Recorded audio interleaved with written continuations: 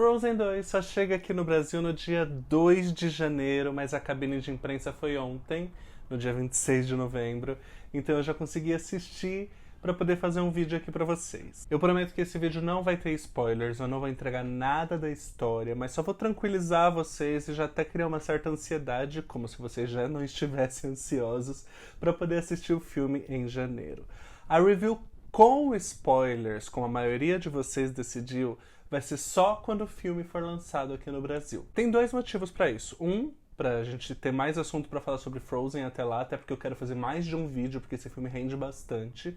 E outro, porque tem muita gente que não gosta de receber spoilers, como eu, e pode acabar recebendo esse vídeo de pessoas que, né... Vocês não têm noção dos posts que eu estou sendo marcado, então eu não duvido de nada da humanidade. Então, para preservar essas pessoas como eu, vídeo com spoilers só em janeiro. Vamos lá falar sem spoilers?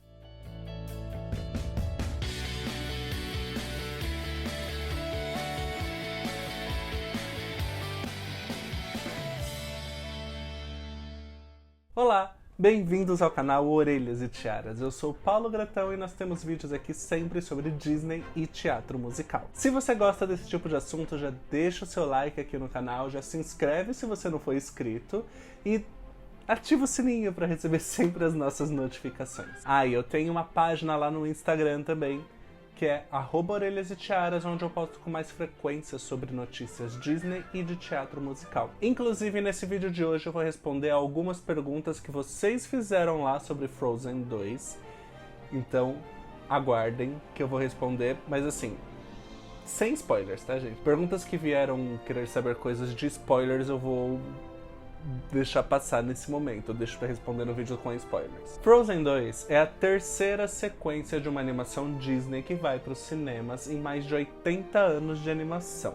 As outras foram Bernardo e Bianca na Terra dos Cangurus, nos anos 90, ali em 1990 exatamente, e o Wi-Fi Ralph no ano passado. Mas Frozen 2 é a única que mantém o nome da animação original, Frozen 2, ou seja, eles tinham muita confiança no taco, porque o primeiro filme foi um grande sucesso, ainda é a animação de maior bilheteria da história do cinema, e isso causa muita pressão também, né? Frozen se tornou uma franquia altamente rentável para Disney.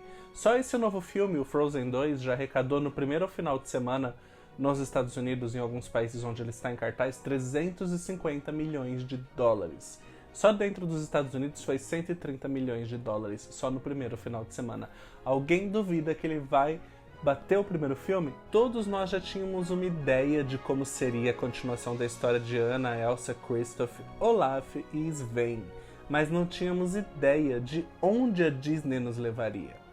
De fato, algumas dessas especulações feitas estavam certas, mas dessa vez eles conseguiram acertar a mão na narrativa. Especialmente porque eles resolveram deixar de lado algumas das marcas da Disney, como soluções fáceis e tal. Em Frozen 2, eles se desafiam e desafiam o público com uma história madura, profunda, cheia de significados e com muita ação.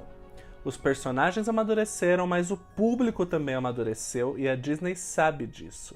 Eles tratam de assuntos super delicados nesse filme, com até pouco tato, por ser uma obra que vai ser vista por um público geral, mas que pra mim foram incríveis. Todos os personagens tiveram algum tipo de evolução em Frozen 2. Algumas ações deles, algumas decisões podem parecer um pouco contraditórias, mas na verdade é o que muitos deles precisavam. Teve uma expansão do universo, como toda sequência. Um filme é claramente uma sequência.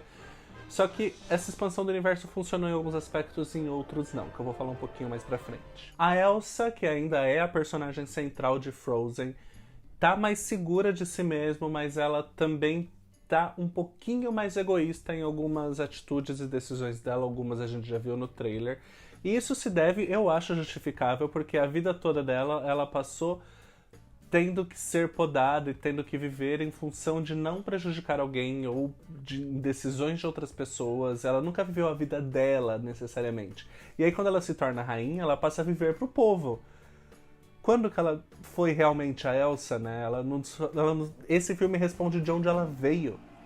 Então a gente pode imaginar que também diga pra onde ela vai. A Anna tá nitidamente mais madura, a gente vê isso não só pelo visual dela, que tá com cores mais sóbrias, cores mais escuras, mas também pelas atitudes dela, pelo semblante dela, ela tá uma personagem mais firme, mas ainda muito apegada ao que ela tem.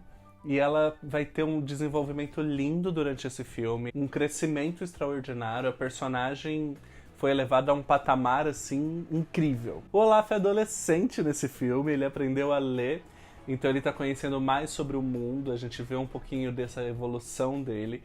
O personagem é completamente o alívio cômico do filme, porque esse filme é muito sério, ele é muito pesado, ele é bem dramático, só que tem ali o Olaf e também algumas cenas com o Kristoff, que são a parte engraçada, e são engraçadas mesmo. O Olaf eu achava até que seria um pouco desnecessário dar um peso tão grande pra ele nessa sequência, só que assistindo o filme, não, eu vi que couberam bem as cenas que eles deram pro Olaf, foram bem bacanas.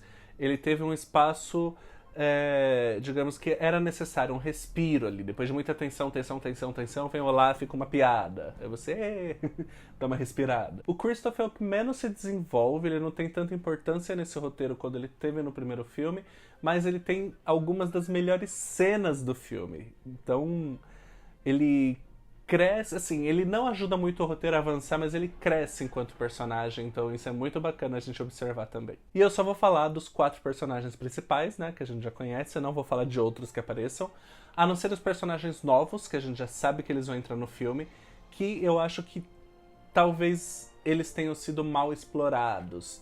A gente não consegue entender muito ali porque alguns deles vieram. Mas isso eu vou deixar pra falar mais na review com spoilers, então vocês vão ter que esperar até janeiro. Vocês vão estar mais ansiosos pela minha review do que pelo filme em si. Esse filme nasceu de um furo do primeiro filme, que foi a explicação da origem dos poderes da Elsa, que a gente lembra que o Rei Agnar diz que a Elsa nasceu com poderes, não foi uma maldição, mas ele não explica o que, como, onde, e aí esse filme tenta dar uma resposta pra isso. Ele é muito bem sucedido em criar a jornada do herói, para Anna e para Elsa, principalmente para Elsa nesse filme. Tem todos os passos ali da jornada, a gente conhece um cenário novo, conhece uma mitologia nova. Ele é fiel às regras dele mesmo lá no primeiro Frozen, então a gente vê que é realmente uma sequência. A diretora já falou mais de uma vez que esses 2 filmes é como se eles se complementassem e formassem uma só história. E isso ficou bem nítido, assim. Tem vários momentos que interligam com o primeiro filme, então eles responderam muitas questões, mas também tem um ponto que eu vou falar um pouquinho mais pra frente sobre isso. O roteiro é emocionante, assim, eu perdi as contas de quantas vezes eu me emocionei mesmo, chorei, não consegui segurar as lágrimas. Ele é um roteiro que não é enrolado, ele não tem barriga, pelo contrário, eu sinto que em alguns momentos até falta tempo pra contar tanta história que eles propuseram contar. E sim, é um roteiro muito corajoso, eu gostei muito da forma que a Disney desenvolveu ele de uma forma épica, que não é comum do estúdio Disney.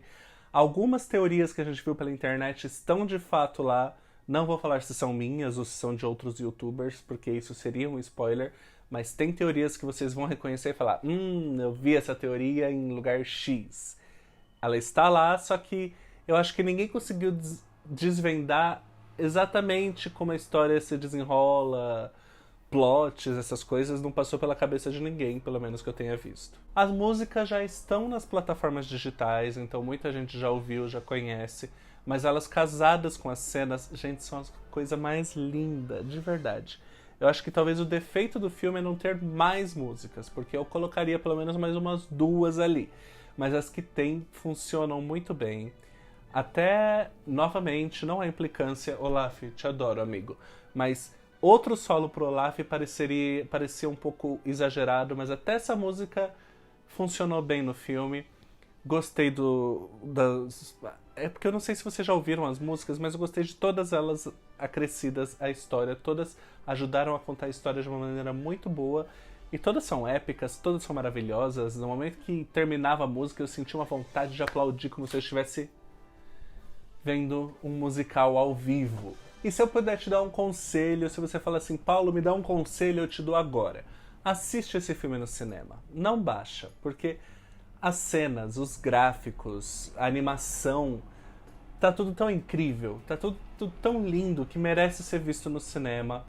É óbvio que eu vou ver de novo, eu assisti dublado, e a dublagem tá incrível, gente. A Mira Ruiz como a Rainha Iduna tá maravilhosa. Tá maravilhosa, maravilhosa. O filme tá lindo e as cenas tão grandiosas, então vale muito a pena ver no cinema. Fujam dos torrents, fujam das marcações em Instagram, esperem pra ver porque vale muito a pena. As cenas de ação tão eletrizantes assim, tá um nível Marvel de verdade, como a gente já tinha ouvido falar que elas seriam. A Elsa tá uma heroína incrível, ela tá partindo pra cima mesmo, então tem muita coisa que é muito legal a gente ver no cinema. Eu sei que foi uma sacanagem fazer a gente esperar até janeiro, mas é isso, quem é fã, aguenta, a gente aguenta. O que me incomodou um pouco, isso não é spoiler, mas foram as transições de cena, uma pra outra. Em alguns momentos eles recorriam simplesmente ao apagão, uma coisa super trash, assim, que te quebra o clima quando você tá vendo um filme. Ou então aquela cena que vai no fade out, assim, apagando. Eu falo, gente, que horror. Esse filme é de que ano? E aí tinha uns momentos também, quando fazia uma transição de uma cena pra outra, a cena seguinte era de ação, a trilha de ação já entrava antes, aí você, calma, eu não tô no contexto, e a cena não tinha começado ainda. Foram pontuais, mas pra mim foram perceptíveis esses probleminhas de transição. E claro, como eu disse, esse filme nasceu de um furo, fora o bilhão que ele fatura na bilheteria, ele nasceu de um furo de roteiro, lá no primeiro filme, que não atrapalhava a experiência. O primeiro filme é épico, mesmo com os probleminhas dele, mas quando você se propõe a responder uma pergunta, possivelmente novas perguntas vão ser abertas, dependendo da complexidade que você escolhe para responder essa pergunta. Eles escolheram respostas bem complexas. E essas novas perguntas, muitas delas não foram respondidas. Eu não sei se seria o caso de ter um Frozen 3 para responder, porque também eu não sei se renderia um filme essas respostas, ou seriam curtas pra gente poder entender um pouco melhor como as coisas aconteceram. Mas isso não estraga a experiência, o filme ainda é épico, é maravilhoso, e sei lá, eu tô muito feliz porque depois de um ano só com live actions praticamente, só o Toy Story 4 tinha se destacado, agora Frozen 2 salvou o ano pros fãs Disney. E esse vídeo é colaborativo, como eu disse, eu vou responder agora perguntas que vocês fizeram lá no Instagram. Eu pretendo fazer mais isso nos próximos vídeos, então segue lá e sempre que eu colocar uma caixinha no Stories, responda. Vamos ver as perguntas? Calvin Leandro perguntou se tem cena pós-crédito. Tem. Esperem até o final dos créditos, porque tem uma cena pós-crédito maravilhosa. Não saiam do cinema antes dela. O Alejandro perguntou se é tão bom quanto o primeiro. Eu posso te dizer que, pra mim, é melhor do que o primeiro. Então, se você tiver com hype alto, pode aumentar ele, porque pra mim é melhor do que o primeiro. A Fernanda Galvani também perguntou se ele supera o primeiro filme em algum aspecto. Eu diria que supera na profundidade dos personagens. Aqui os personagens não são rasos, nenhum deles é. Todos têm camadas e eu acho que isso faz com que ele supere o primeiro.